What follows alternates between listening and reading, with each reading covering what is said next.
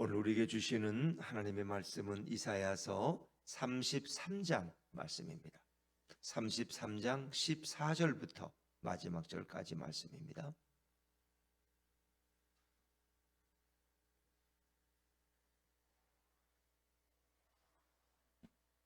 이사야서 33장 14절부터 마지막 절까지 저와 여러분이 한 절씩 교독하십니다. 시온의 죄인들이 두려워하며 경건하지 아니한 자들이 떨며 이르기를 우리 중에 누가 삼키는 불과 함께 거하겠으며 우리 중에 누가 영영이 타는 것과 함께 거하리요 하도다. 오직 공의롭게 행하는 자, 정직히 말하는 자, 토색한 재물을 가증히 여기는 자, 손을 흔들어 뇌물을 받지 아니하는 자, 귀를 막아 피 흘리려는 꾀를 듣지 아니하는 자, 눈을 감아 악을 보지 아니하는 자, 그는 높은 곳에 거하리니 견고한 바위가 그의 요새가 되며 그의 양식은 공급되고 그의 물은 끊어지지 아니하리라.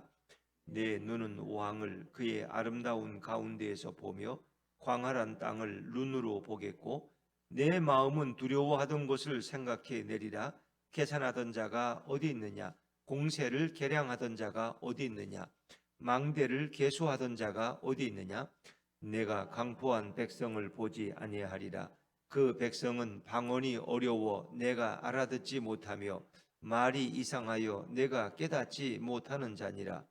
우리 절기의 시온성을 보라. 내 눈이 안정된 처소인 예루살렘을 보리니 그것은 옮겨지지 아니할 장막이라.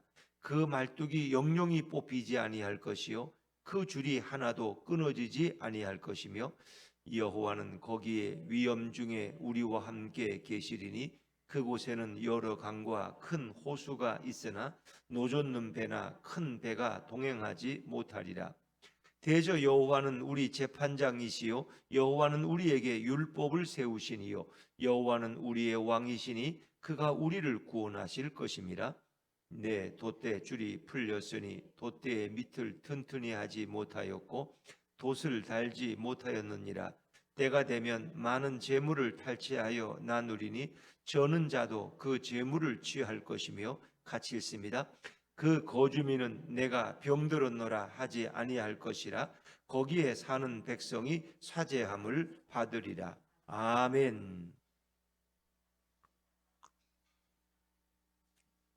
할렐루야. 네, 이 새벽에 나오신 여러분이 우리 주님의 축복과 은혜가 함께하기를 간절히 바랍니다.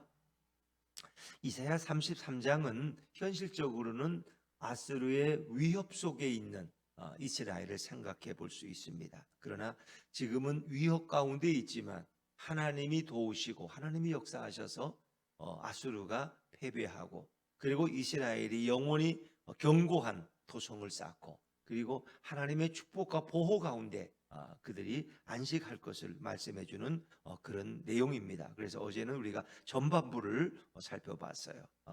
그 고난 가운데 그러니까 평화 조약을 맺었는데 아수르는 이게 히스기야가 모든 이스라엘의 근거와 은을 다 아수르의 왕 사느립에게 갖다 바치면 그냥 우리가 잔말 않고 돌아가겠다. 그 너희가 평화롭게 지내겠다 약속을 했는데 그들은 그 약속을 지키지 않아요. 그리고 다시 말머리를 돌려서 예루살렘 성을 공격한 이 위험한 상황 속에서 어떻게 합니까? 정말 히스기야는 이사야와 함께 기도했어요. 그래서 어제 33장 2절에 보니까 여호와여 우리에게 은혜를 베푸소서. 우리가 주를 앙망하오니 주는 아침마다 우리의 팔이 되시며 환난 때에 우리의 구원이 되소서. 근데 하나님이 역사하시는 거예요. 하나님이 역사하시는 것을 어제 보면 우리 10절 말씀 33장 10절이지만 한번 읽어보죠. 33장 10절 오늘 본문은 아니지만 한번 같이 읽죠. 시작. 여호와께서 이르시되 내가 이제 일어나며 내가 이제 나를 높이며 내가 이제 지극히 높아지리니. 하나님께서 이제 일어나시겠다는 거예요. 아수르가 어떻게 하는 걸 지켜보고 계셨어요.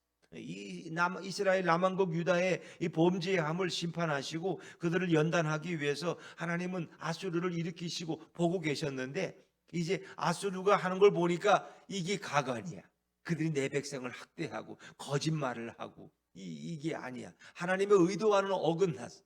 하나님이 그때 일어나셔서 일하시는 거예요. 내가 이제 일어나며 내가 이제 나를 높이며 내가 이제 지극히 높아지리라. 그건 하나님이 역사에 등장하는 거예요. 하나님이 일하실 때 아수르는 대패하. 결국 그들은 쫄짝 망하고 그리고 하나님이 이스라엘을 보호하신다는 그런 얘기.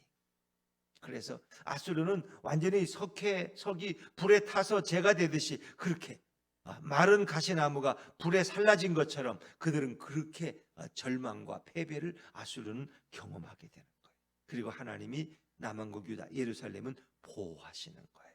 근데 이제 그렇게 아수르를 심판하는 가운데서 결국은 이스라엘 속에 있는 경건한 자들과 죄인들이 구분되는 거예요. 구별되어져요. 심판이 오면은 다 달라져. 이 두 부류가. 그러니까 가을이 되면은 뭐로 구분돼요? 논에 있는 이런 벼들은 알곡과 껍데기로. 그렇죠. 그래서 이 쭉정이들은 다 이렇게 불태워버리고 알곡은 창고에 모여지는 거예요. 그러니까 아수르를 심판하신 그 하나님이 이제 이 가운데 이 고난 가운데 결국 이스라엘이 아수르에 의해서 심판을 이제 받지만 잠시 그러면서 죄인과 의인이 갈라지는 거예요. 그게 시온의 죄인들에 대한 얘기. 그러니까 이런 하나님이 아수르로부터 이스라엘을 구원하는 과정 속에서 백성들이 어떻게 갈라지는가를 보여주고 있어요. 먼저는 이제 죄인들의 그룹이 드러나요. 자, 14절입니다. 33장 14절 같이 읽죠. 시작. 시온의 죄인들이 두려워하며 경건하지 아니한 자들이 떨며 이르기를 우리 중에 누가 삼키는 불과 함께 거하겠으며 우리 중에 누가 영영이 타는 것과 함께 거하리요 하도다. 아멘. 시온의 죄인들이 두려워하는 거예요. 이 하나님의 심판을 두려워하는데 죄인들이 고 경건하지 아니한 자들이 그들이 떨며 이르기를 우리 중에 누가 삼키는 불과 함께 거하겠으며 우리 중에 누가 영영이 타는 것과 함께 거하리. 결국 그들은 삼키는 불 속에서 심판을 받고 사라져요. 또 그들은 영영이 타는 그 불 속에서 결국은 심판을 받는다. 그러니까 죄인들은 두려웠다. 심판이 오면은 죄인들은 다 두려웠다. 죄인들은 그러니까 하나님을 알지 못하는 사람. 예수님을 등지고 살아가는 사람들, 하나님을 조롱하고 비웃는 인간들, 그들은 결국은 다 두려움과 공포에 빠져요. 왜? 그들의 죽음이 이미 예고되어 있기 때문에. 자, 그러나 하나님은 그런 이스라엘 도성 가운데서도 어떤 자들, 경건한 자들은 하나님이 보호하시고 하나님이 인도하셔요. 그래서 어떤 이 세상에 재난이 와도 하나님의 백성들은 하나님이 보호하신다. 자, 15절 말씀, 15절입니다. 15절, 33장 15절 시작. 오직 공의롭게 행하는 자, 정직히 말하는 자, 토색한 재물을 가증히 여기는 자, 손을 흔들어 뇌물을 받지 아니하는 자, 귀를 막아 피 흘리려는 꾀를 듣지 아니하는 자, 눈을 감아 악을 보지 아니하는 자. 그렇죠? 공의롭게 행하는 하나님의 속성이 공의야. 정직히 말하는 자, 거짓을 말하는 토색한 재물을 가증. 이 토색한 재물이라는 건 남에게서 뺏어온 이런 재물을 가증히 여긴 그런 거부한다는 거예요. 뇌물을 받지 않고 가난한 자를 거기서 뺏어온 것을 아이 잘 뺏어왔다 우리 같이 나눠 먹자 이게 아니라 난 이런 걸 받을 수 없다 갖다 주라는 그 불의를 거부할 수 있는 손을 흔들어 뇌물 난 이런 거 뇌물 안 받는다 가져가라고 난 이런 공돈 안 받는다고. 그렇지. 귀를 막아 피 흘리려는 꾀를 듣지 아니하는 자, 눈을 감아도 악을 보지. 사람들은 눈만 감으면 악을 생각하는데 아니야. 이 사람은 늘 하나님의 뜻을 쫓아서 선을 생각해. 예수가 그 마음의 중심에 있는 사람들. 그렇죠? 이제 이것이 시편 15편에 보면은 이런 사람이 여호와의 산에 오른다고 이렇게 나와 있는 내용과 거의 비슷해요. 근데 이제 이걸 여러분이 외형적으로 보시면 율법적으로 보시면 안 돼요. 이 정직하게 살면은 천국에 가는구나. 남의 뇌물을 안 받으면 구원받겠구나. 이런 얘기가 아니라는 거 아시죠, 여러분? 이거는 예수님을 모시고 하나님을 그 중심에 모시고 그 은혜 가운데 살아가는 자들의 모습을 표현한 거예요. 뭐 속을 모르잖아요. 속이 어디 써 있어요? 나는 예수를 모셨다. 나는 예수를 안 모셨다. 없어요. 그리고 이제 그 사람들이 구원받은 자들의 드러나는 외형적인 모습을 이렇게 성경이 설명하고 있는 것이지 이걸 율법적으로 보면 안 돼요. 요것만 지키면 천국 가겠구나. 이게 아니에요. 이걸 알아도 예수를 모르면 지옥 가죠. 그러니까 예수를 마음에 모시고 내 구주로 고백한 사람들은 이런 삶을 살아가는 거죠. 왜? 주님이 내 안에 말씀하시니 너 이렇게 뇌물 받으면 안 돼. 너 토색한 재물은 네가 즐거워하면 안 돼. 그건 돌려보내야지. 주님이 내 안에 말씀하시고 성령께서 내게 말씀하시고, 그렇죠? 때로 내가 그렇게 못할 때는 성령님이 탄식하시는 거예요. 너가 어떻게 이렇게 됐느냐? 너가 어떻게 이렇게까지 망했냐? 너가 어떻게 이렇게까지 타락했느냐? 너 그러면 안 돼. 주님이 계속 말씀하셔. 설교를 들어도 그 말씀, 성경을 읽어도 그 말씀, TV를 켜도 그 설교자가 그런 말씀을 하셔. 하나님이 깨닫게 하시는, 어떻게든 여러분 그걸 이해하시죠? 그렇습니다. 그러니까 예수님을 하나님을 나의 왕으로 모신 사람의 삶을 표면적으로 설명하는 것이죠. 이제 이런 사람들은 어디로 인도하느냐? 16절 말씀, 16절입니다. 시작.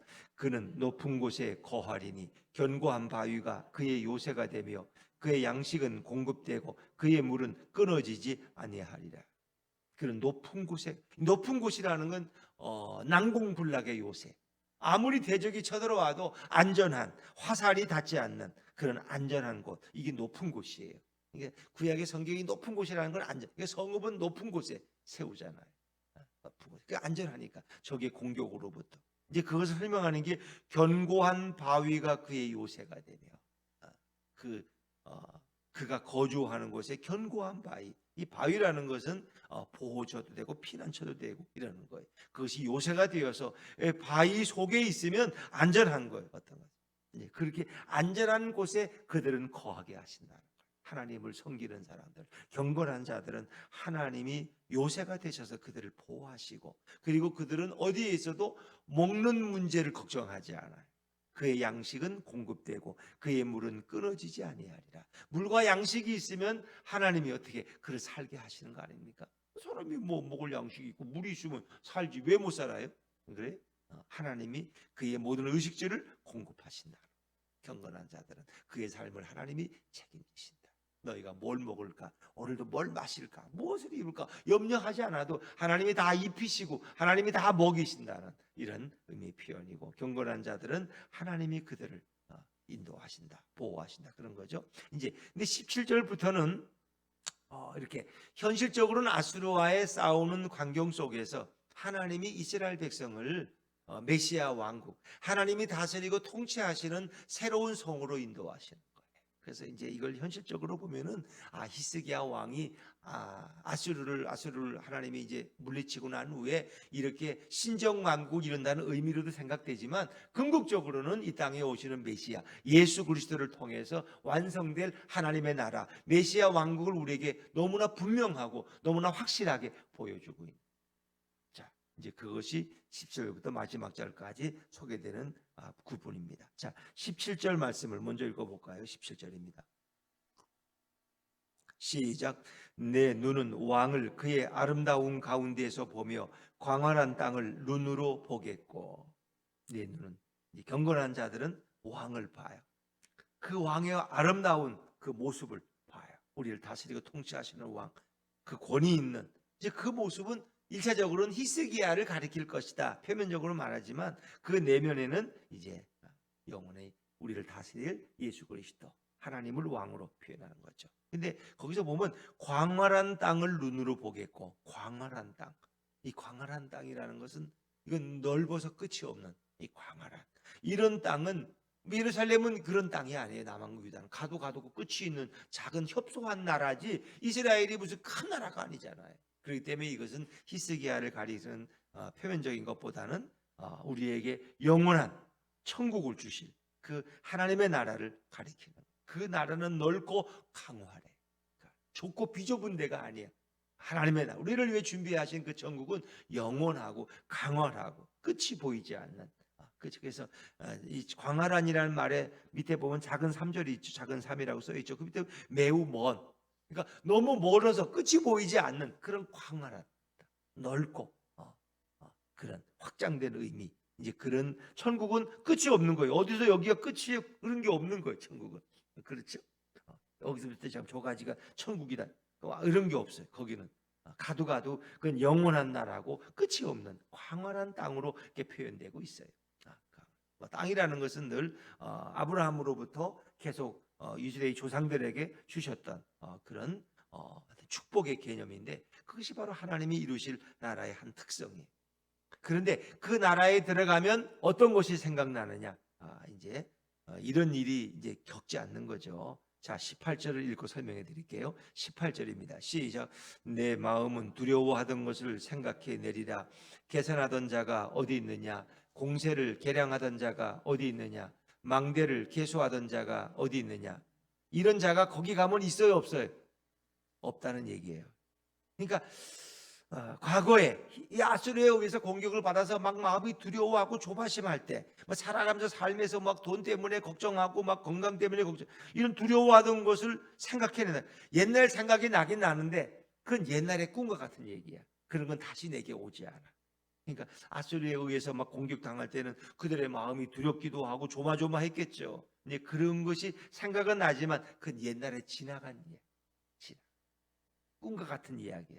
근데 어떤 계산하던 자가 어디 있느냐? 계산하는 건 정부에 기록을 하는 거예요. 가을에 이렇게 수확을 하면은 이제 정부의 관리가 세무서 서기가 나와가지고 이거 몇 헥타르로 했네요. 여기서 이제 얼마를 또 세금으로 내야 되니까 이제 이런 것들. 그러니까 뭐 아수르에 우리가 금과금을 바치려면 얼마나 관리들이 나와서 백성들을 쥐어 짰겠어. 세금을 얼마나 열심히 매겨겠어. 그렇죠? 또 공세라는 것은 공적인 세금이야. 그런 것을 계산하던 자들, 계량이라는 계수야. 세금을 매기던 자들이 어디 있느냐? 그 백성을 헐뜯는 자들이지. 관리들이 와서 농사 몇 해, 이 땅을 몇 평을 했군요. 오늘 몇 평 적습니다. 농사가 상중하로 잘 됐군요. 이 정도면 세금을 올 가을에는 이만큼 내야 되겠습니다. 이런 거. 그 얼마나 죽이는 일이야. 그 공세를 계량하던 자들. 그렇죠? 농작물을 기록하던 자들, 이런 건 다 유대 정부의 관리들. 그리고 망대를 계수하던 자가, 망대라는 것은 뭐예요? 이 아수르가 와서 이 유대에 세운 망대를 침략을 하려니까 그걸 계수해. 망대가 몇 개 있고 동쪽에 하나 서쪽에 하나, 거기는 좀 허술하고 거기는 좀 견고하고, 다 아수르가 그런 거 계산하고 침략하러 온다니까. 이제 이거는 망대를 계수하던 자들은 아수르 대군이 아수르. 이제 그런 자들이 어디 있느냐? 없다는 거야. 천국에 들어가면 그런 사람 볼 수가 없어. 그건 옛날의 꿈과 같은 얘기야. 여러분들이 지금 걱정하는 것들은 다 지나고 나면 헛된 걱정들이야. 그 때로 우리를 불안하게 하는 마귀의 유혹이지 걱정할 필요가 전혀 없어. 이제 그런 사람을 그 나라에서는 보질 못해. 그건 옛날 얘기야. 그러니까 뭐 우리가 그 옛날 이런 얘기하면 그때 우리 참 어렵게 살았지. 그때는 아침, 점심, 저녁도 다 못 먹고 하루 한 끼만 먹고 살고, 그거 다 옛날 얘기야. 그런 건 여기서 경험할 수가 없어. 그리고 19절에 보니까 다시 아수르 대군을 볼 일이 없어. 자, 19절입니다. 19절 같이 읽죠. 시작. 내가 강포한 백성을 보지 아니하리라. 그 백성은 방언이 어려워 내가 알아듣지 못하며 말이 이상하여 내가 깨닫지 못하는 자니라. 그 강포한, 그 뭐 도저히 예의도 없고 백성들을 마음대로 학살하고 빼앗던 그 강포한 아수르 백성들, 아수르자들, 아수르군들 다시는 볼 일이 없어. 그 나라에 들어가면 하나님이 임재하시면 그 백성은 방언이 어려워서 뭐 아수르 말이 아무리 쉽게도 무슨 말인지 알아듣겠어요? 못 알아듣지. 또 말이 이상해. 아수르 말은 유대인들은 알아들을 수가 없어. 그래도 어떻게 손짓 발짓해서 의사를 통했겠지만 이제 그들을 다시 보지 않는다. 아수르를 다시 볼 일이 없어. 왜? 하나님이 보호하시기 때문에. 그래서 이제 그들이 들어갈 성읍을 이렇게 표현하고 있어요. 자, 20절부터 이제 진짜 중요한 얘기들. 20절을 같이 읽죠. 시작. 우리 절기의 시온성을 보라. 내 눈이 안정된 처소인 예루살렘을 보리니 그것은 옮겨지지 아니할 장막이라. 그 말뚝이 영영이 뽑히지 아니할 것이요 그 줄이 하나도 끊어지지 아니할 것이며. 이것은 이제 다시는 현실적으로 보면은, 표면적으로 보면은 다시는 예루살렘이 도망가고 이사갈 일이 없다는 거예요. 여기서 예배드리던 성막, 장막이라는 게 성막이거든요. 광야에서는 이 텐트를 치고 예배를 드렸어요. 하나님을 만나는 회막이라고, 만남의 장소야. 그건 하나님의 임재에 있는 것이고 백성들은 거기 가서 하나님께 예배드리고 제사드리고 하나님을 만나는 것이야. 그게 장막이고 성막이야. 근데 이제 결국은 나중에는 예루살렘 자체가 하나의 예루살렘 성전이 들어서니까 그게 이제 성막을 대신하는 거죠. 근데 이제 그 처소가 영원하다는 거예요. 다시는 그렇게 도망가고 뽑힐 일이 없다는 거예요. 그래서 보니까 말뚝이 영영이 뽑히지 아니할 것이요 그 줄이 하나도 끊어지지 아니할 것입니다. 그러니까 성막을 친 말뚝을 뽑으면 성막을 다시 걷어가지고 또 다시 이동을 해야 되는데 이제 그럴 일이 없다는 거예요. 그런데 뭐 예루살렘이 영원하진 않았죠. 바벨론에 의해서 파괴되잖아요. 그러니까 이것은 궁극적으로는 뭐예요? 하나님의 나라, 메시아 왕국이 임할 때 그 나라는 하나의 큰 성막과 같다. 거기서 하나님을 마음대로 만나고 예배하는 곳이야.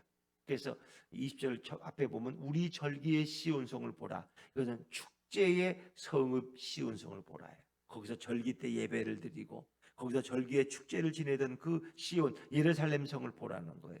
이제 이것은 새 하늘과 새 예루살렘을 얘기하는 거예요. 이 땅의 예루살렘이 아니라 내 눈이 안정된 처소인 예루살렘을 보리니 그것은 옮겨지지 아니할 장막이라. 메시아 왕국에 들어가면 그것은 영원히 옮겨지지 아니할 그런 예루살렘이에요. 영원한 새 예루살렘. 그것은 하나님과 마음껏 교제하고 만나고 찬양할 수 있는 영원한 장막이야. 장막, 성막은 바로 예배의 처소, 제사의 처소인데 그들의 예배가 다 회복되어진다는 거예요. 그래서 그 말뚝, 그 회막의 말뚝은 영영이 뽑히지 아니하고 그 줄이 하나도 끊어지지 아니. 그건 영원한 예배 처소가 되는 거예요. 왜? 주님과 함께 있는 것 자체가, 그리고 하나님을 찬양하는 그곳이 바로 예배의 장소 아닙니까? 예배라는 게 그런 거 아니에요? 주님을 만나. 예배란 가장 좋은 표현은 주님을 만나는 게 예배야. 여러분은 지금 저를 만나러 오셨어요? 예수님을 만나러 오셨어요? 예수님 만나러 오신 거예요. 여러분들은 목사님 만나면 다 만난 거야. 목사님 얼굴 보고 오늘 잘 만났다. 아니에요. 목사 얼굴을 별번을 봐도 필요 없어. 예수님을 만나시고 하나님을 만나시. 예배란 만남이야, 만남. 만남이 없으면 그 예배는 헛된 거야. 애들 때문에 신경 쓰고 또 집에 이렇게 돼지곰탕 삶는 거 아이고 다 끓었을까 몰라 신경 쓰다가 예배는 예수님도 못 만나고 그냥 가면은 그거 뭐 오나마나 헛걸음이고 그런 거죠. 그러니까 예배는 예수님을 만나러 오신 거예요. 하나님을 경험하러 오신 거예요. 하나님의 임재를 느끼는 것이. 그러니까 제사 드린다는 것은 하나님과의 관계가 회복되는 것이. 이제 그걸 우리 다른 말로 예배라 그래요. 그래서 이스라엘 백성이 죄를 질 때마다 제물을 드리고 하나님 앞에 그 예물을 드리고 연기를 올려드리고 그렇죠. 우리의 헌물을 희생 제물을 드리잖아요. 그래서 하나님과 인간의 관계가 회복되어지. 그게 예배인데 구약의 제사가 그런 거죠. 그래서 거기서 예배가 계속되어져, 예배가 회복되어지는 거예요. 자, 근데 그 가운데 하나님이 늘 임재해 계셔. 예수님이 임재해 계셔. 그것이 21절이에요. 21절 같이 읽죠. 시작. 여호와는 거기에 위엄 중에 우리와 함께 계시리니 그곳에는 여러 강과 큰 호수가 있으나 노젓는 배나 큰 배가 통행하지 못하리라. 여호와는 거기에 위엄 중에 그 어미하신 그 영광 중에 우리와 함께 계시리니 함께 거주하시리니 함께 계시리니 말씀이 육신이 되어 우리 가운데 오셨고 그분이 우리와 함께 계신 분이 누구예요? 예수 그리스도. 함께 계시는 거예요. 그건 하나님의 임재, 예수님의 임재를 표현할 때 우리와 함께 계시는 거예요. 거주하시는 거, 동거하시는 거. 더 쉽게 말하면 그분이 우리와 함께 계신, 우리와 동거하시는 거예요. 여러분의 집에 동거인이 있죠. 동거인. 부부도 동거하는 거죠. 시골 조카가 왔으면 시골 조카가 동거인으로 호적에 올려져 있죠. 주민들은 주민센터에 가면 그렇죠. 주님이 우리와 함께 거주하시고 임재해 계시는 거예요. 그곳에는 늘 주님과 함께 예수님의 얼굴을 우리가 눈으로 봐.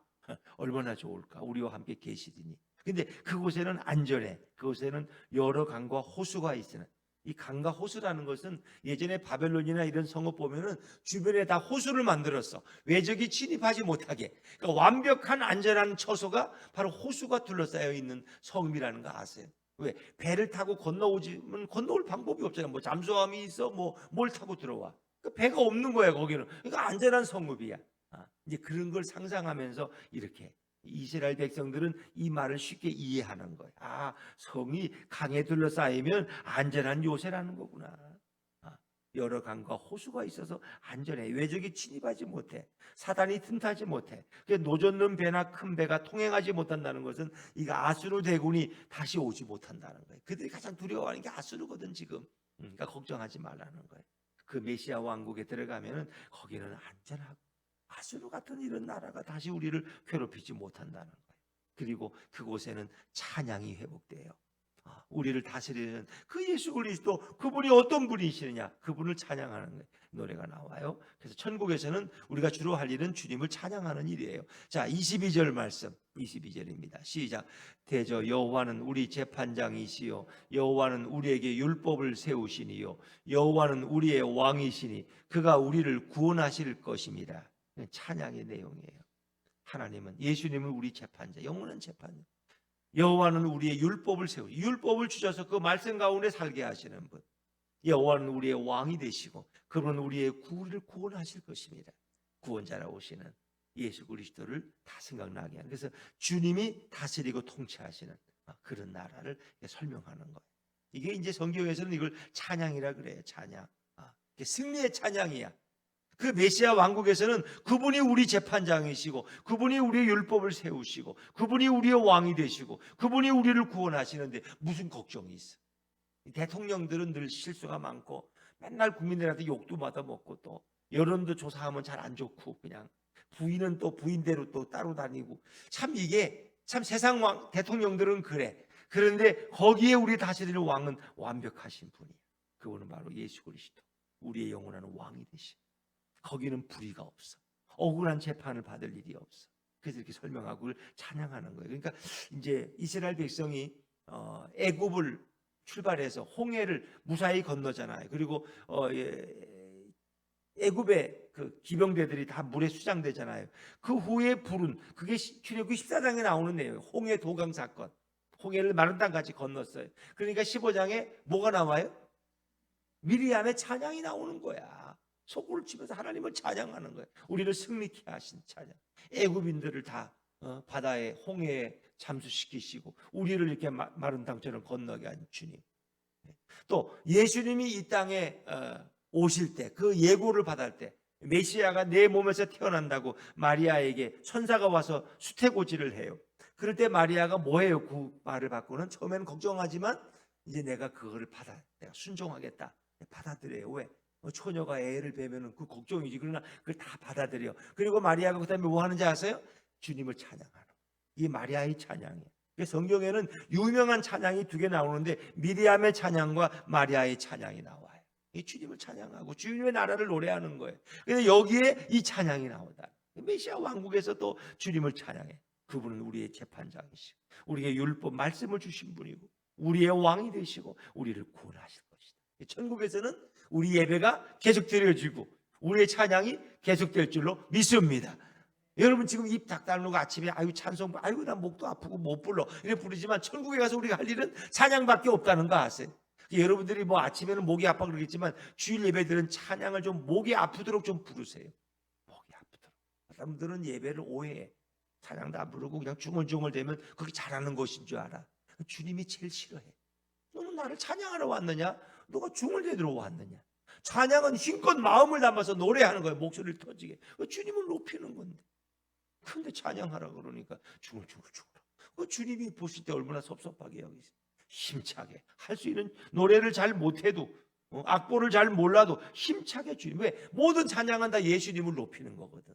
힘차게 찬양하고. 그렇지. 그냥 왜 이렇게 저렇게 경거망동하나? 좀 조용히 예배는 조용한 게 아니라니까. 주님을 찬양하는데 뭐 조용하려면 절에 가지. 가서 목탁 소리나 듣지. 그런 게 아니야. 그렇다고 꼭 교회가 시끄러워야 된다는 말은 아닌데 주님은 우리로부터 찬양받기 원하는. 예배란 찬양이 찬양. 예배에는 기도, 찬양, 헌금, 말씀, 모든 순서가 다 예배를 이루는 거예요. 그 모두 자체가. 그 모두가 다 주님께 초점이 맞춰지는 거예요. 이걸 아시죠? 그러니까 설교가 주님을 말하는 설교가 돼야 되고 기도는 예수님을 찬양하는 기도가 돼야 되는 거예요. 예수님의 은혜에 감사합니다. 그렇죠?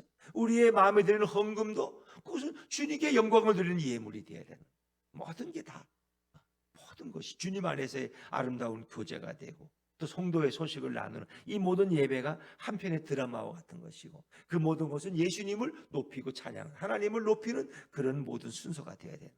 그럴 때 주님이 제일 기뻐하신, 그게 바로 성공한 예배야. 그게 성공한 예배야. 그게 하나님이 받으시는 예배, 하나님이 연락하시는 예배. 사람이 많다고 예배를 받는 게 아니에요. 성가대가 훌륭하다고 그 예배를 받는 게 아니에요. 한 사람이 예배를 드리더라도 그 찬양이 예수님을 높이고 예수님을 찬양하고 예수님께 초점이 맞춰져. 1000명이 예배드린다고 하나님 기뻐하는 게 아니에요. 한 사람이 찬양을 해도 그것은 주님을 생각하고 주님께 영광을 돌리고 그 구원의 감격 가운데서 드리는 그 찬양과 그 예배를 주님이 기뻐하시는, 그게 성공한 예배라는 거 아세요? 그러니까 우리가 수없이 드리는 예배, 이 교회는 전자올긴에다가 그냥 성가대가 1000명이 넘어, 이런 예배를 하나님을. 근데 그들의 성가대원들의 마음속에 예수님이 없다면, 그날 목사님의 설교에 예수님이 전혀 없어요. 자기 자랑만 하다 끝나든가, 우리 교회가 한 거 자랑만 하다가 끝난다, 축복의 얘기만 하다가 끝나든가, 예수님이 없어 거기. 그러면 그 예배는 실패한 예배고 공예배야. 사람들은 때로 그 예배 가운데 기쁨을 줄 수 있지만 좋은 노래, 좋은 찬양, 그렇죠? 졸음도 안 오는 아주 감격적인 설교. 그런데 예수님하고는 아무 상관이 없어. 예수 예배라는 건 예수님께 드리는 거지 사람이 예배를 받나? 그렇잖아요. 근데 우리 예배는 자꾸 사람을 기쁘게 하기 위해서. 예배 잘 드렸다. 오늘 졸지도 않고 아주 기분이 좋아. 아주 감동도 되고. 재밌는 유머도 해가지고 한번 웃었네 크게. 그 성공한 예배인가? 예수님이 받으시는 예배에 그게? 그럼 유머를 많이 하면은 주님이 좋아하겠네. 아주 나도 웃었다. 야, 너 목사가 하도 재밌는 얘기를 해서 나도 오랜만에 웃었다. 그 주님이 기뻐하시나? 주님하고 아무 상관없는 거예요. 사람을 즐겁게 하는 예배, 어떻게 그런 예배가 더 여러분은 구미가 끌리시죠? 거기서 예배드리면 기분이 좋아. 아주 그냥 목사님이 얼마나 축복을 해주시는지 한 주간 동안 아주 잘 될 것 같아. 그런 느낌, 그게 얼마나 위험하다는 거 아세요? 얼마나. 이렇게 예배를 많이 드리니까 주님이 이런 예배를 기뻐하시겠지? 전혀 아니라는. 전혀. 예수님이 살아계시고 오늘 예배 가운데 임재해 계신다면 너희가 어떤 마음으로 나를 찬양하고 어떤 마음으로 내게 예물을 드리고 어떤 마음으로 말씀을 듣고 말씀을 전하느냐, 주님은 그걸 보고 계시는 거예요. 그걸 여러분이 생각하셔야 돼요.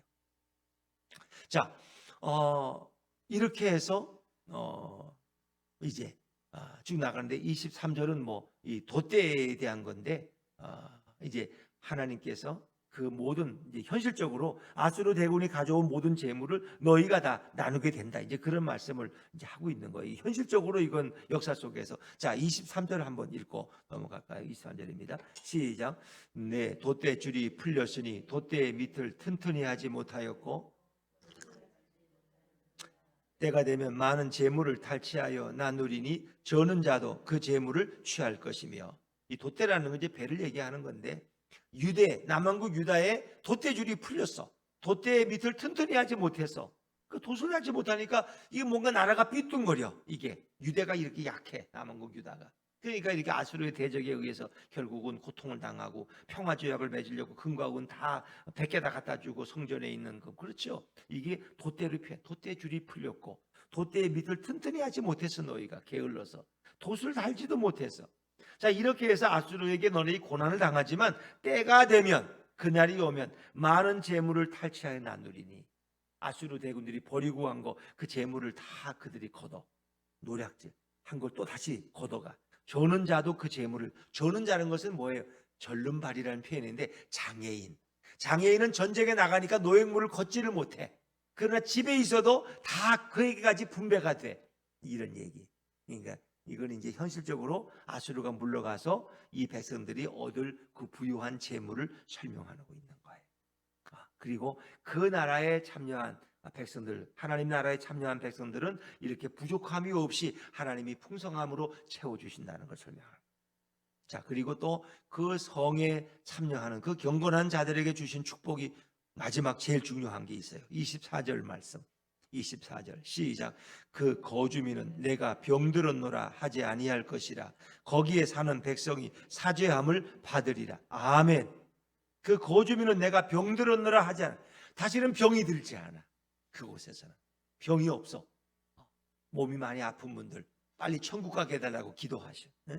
이 땅에서도 물론 하나님 건강 주시지만 우리가 주님 나라 가면 거기는 질병이라는 게 없어요. 코로나 이런 거 없어요. 주님이 다 막아주시고 주님이 다 보호하시는. 또 거기에 사는 백성이 뭘 받으리라 그랬어요? 마지막에 사죄함을 받으리라. 속죄함을 받으리라. 그렇죠? 예수님이 메시아이신 그리스도가 오셔서 십자가에 죽으시고 보혈을 흘리심으로 우리는 다 용서함을 받고, 그리고 그 백성들이 주님이 오시면 우리는 그 메시아 왕국 천국에 다 들어가는 거예요. 하나님이 다스리고 하나님이 통치하시고 우리 예수님이 왕 되신 그 나라에서 우리 주님과 함께 살 것을, 이렇게 예루살렘의 아름다운 미래, 이스라엘의 영광스러운 미래를 이사야 선지자를 통해 하나님이 그림처럼 보여주는 거예요. 이것은 그 당시의 백성들에게도 해당됐고 오늘 우리들에게도 해당되는 거예요. 그렇죠? 그래서 이 땅에서는 우리가 부분적으로 주님을 모시고 하나님 나라를 경험하지만 완전한 하나님 나라는 이제 그 메시아 왕국에 참여할 때 우리는 경험하게 될 것이다.